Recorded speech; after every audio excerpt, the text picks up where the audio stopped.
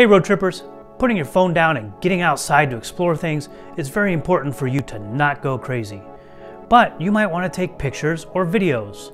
Even though there are some really good cameras on phones nowadays, there are other solutions. Because I know you're going to take a picture with your phone and then you're going to go and put it up on Facebook or wherever, Instagram, and then you're going to wait for someone to like it, and then you're going to fall down that little social media rabbit hole. We're going to try to avoid all of that. So what camera gear should you get for traveling? Well, in this video I'm going to tell you what I bring and why. This is Let's Go Road Trippin', where I help you escape for a few minutes of the day to go out and go on a trip, but then I encourage you to go out and just explore it on your own. Now check this out. Everyone has their own opinion on what camera gear to bring for travel. With the 7 years I've been on this channel, I have gone through a lot of different sets of video gear, and I finally feel like I have a nice set that I'm very comfortable with that I really like to use, and this is what it is. I have my first set is my bare essentials. My bare essentials is my Osmo Pocket. It is brand new, and now I don't leave home without it. It's really nice and compact. It's got good quality video, not great. It's got decent enough audio, and it is extremely easy to use, and it has all these different modes so you can get some decent B-roll. I also bring a small tripod and cell phone adapter for it, which makes a great tripod for the whole Osmo Pocket. Yes, I know it's using your cell phone, but you're only using your cell phone for a monitor and for a tripod mount. This is an extremely small, compact, easy to carry all the time kit, if you can call it that you can bring with you everywhere and get decent video and audio for anything. When I plan on filming something, I also take this. I call it my compact ready-to-go gear. I add a battery charger, and pretty much any of these will do because this helps keep the Osmo charged, as it does have a decent battery, but it isn't that great. This will help keep the battery lasting longer. I also grabbed 2 of my little recorders, which I'm actually using one of them right now. This makes sure I have good audio for me and a second person, like if Neil is joining me or if I'm going to do an interview. They're also good to use as a backup, just in case the Osmo audio isn't that good. And that is all I need to make most of the videos on this channel. But when I want to go a little higher quality, or maybe grab some B-roll that I might want to sell online, I bring in the full kit. And this is what I call the full kit. In addition to everything else, I bring my Sony a6500 with the 18 to 135 millimeter kit lens. I have a variable ND filter and a small rig cage.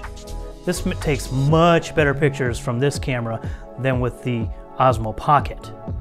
I have a Rode video mic, which is a great mic for just about any camera for vlogging or whatever to get really good audio, because as we know, the onboard mic of pretty much every mirrorless or DSLR camera sucks.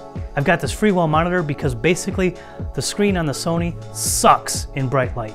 And I've even got my little bendy tripod so I can hold all of this. Yes, this actually holds all of this pretty well. And on occasion, I need to get some really good, smooth B-roll. And that is when I bring my Ronin-S. I do not bring this all the time. I only bring it as needed. And another thing I bring sometimes is my drone. I currently have the DJI Phantom 4 Pro, but I'm looking at replacing it with a more compact drone.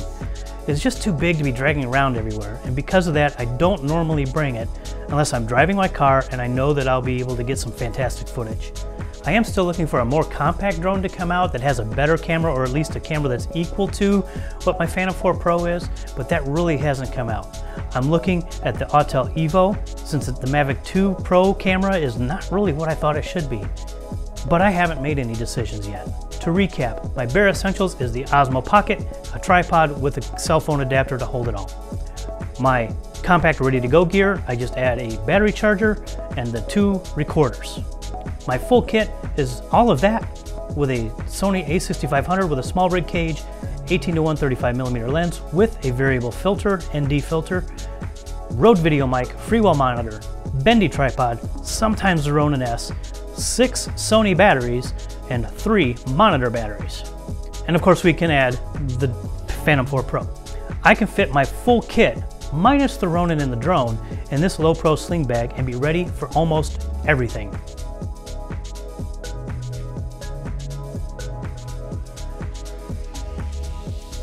Everyone has their own opinions on what gear to use. This is the gear that is working really well for me.